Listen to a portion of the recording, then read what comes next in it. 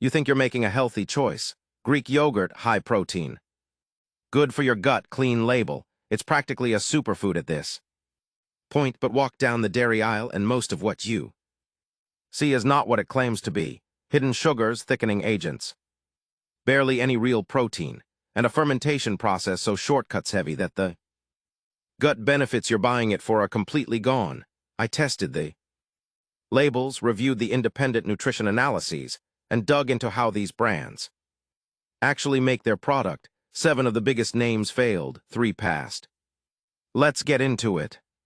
The Greek yogurt market in America is worth over $9 billion, and like every big food category, the money attracts shortcuts. Real Greek yogurt is made by straining whey out of regular yogurt until you're left with something thick, protein-dense, and naturally tangy. That process takes time and costs more. So most brands cheat it. They add milk protein concentrate, cornstarch, gelatin, or pectin to fake the thickness. They load in sugar to cover the sourness of cheap cultures, and they call it Greek. Because nobody has legally stopped them from doing that.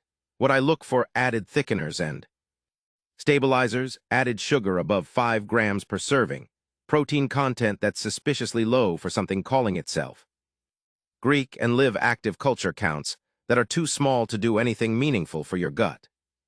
Yoplait Greek 100.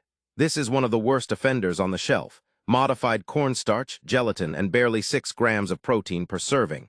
Real strained Greek yogurt naturally hits 15 to 17 grams without adding anything.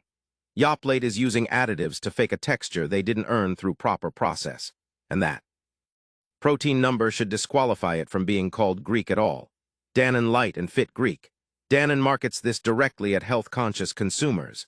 Low-calorie, high-protein on the label, but dig into the ingredient list and you find sucralose, acesulfame, potassium, and modified food starch.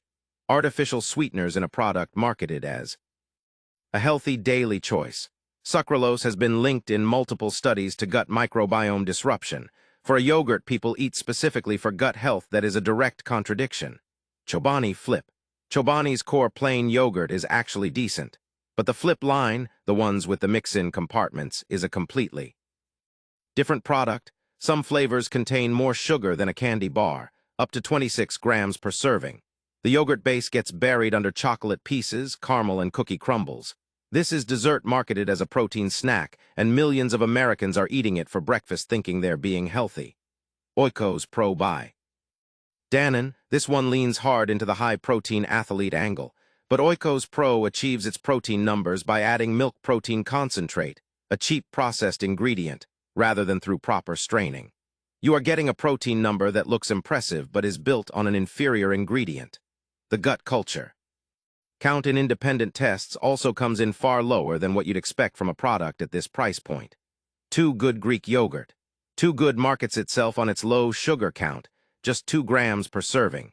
But to get there, they use fermentation technology that converts most of the lactose, which is a sugar, while also stripping out a significant portion of what makes real yogurt nutritionally valuable.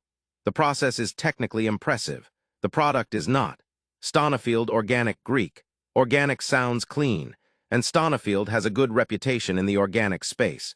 But their Greek yogurt line uses pectin and cornstarch to achieve thickness rather than proper straining. Organic thickeners are still thickeners.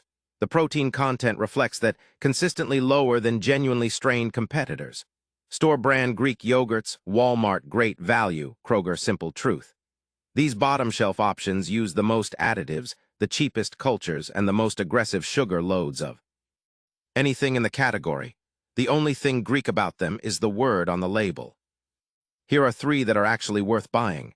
Fage Total Plain. Fage is the real thing, properly strained, nothing added. Consistently 17 to 18 grams of protein per serving in independent tests, and strong live culture counts. This is the benchmark everything else should be measured against. Siggy's Plain Icelandic Yogurt. Technically skyr not Greek, but the process and nutritional profile are nearly identical. Siggy's has one of the cleanest ingredient lists in the entire yogurt category. Low sugar, high protein, no additives, and a tangy flavor that tells you the fermentation actually happened properly. Maple Hill Organic Greek Yogurt. Grass-fed properly Strained, certified organic, and no added thickeners anywhere in the ingredient list. Maple Hill is one of the few brands where the organic claim and the Greek claim are both actually true at the same time. Next time you're in the dairy aisle, turn the container over before you put it in your cart. Check the protein. If it's under 12 grams, it probably isn't real Greek. Yogurt, check for cornstarch, gelatin, or pectin in the ingredients. Those are signs the thickness was faked. And check the sugar, anything above 8 grams in a plain or lightly flavored variety is a red flag. If this saved you from buying a product that was lying to your face, hit like and subscribe.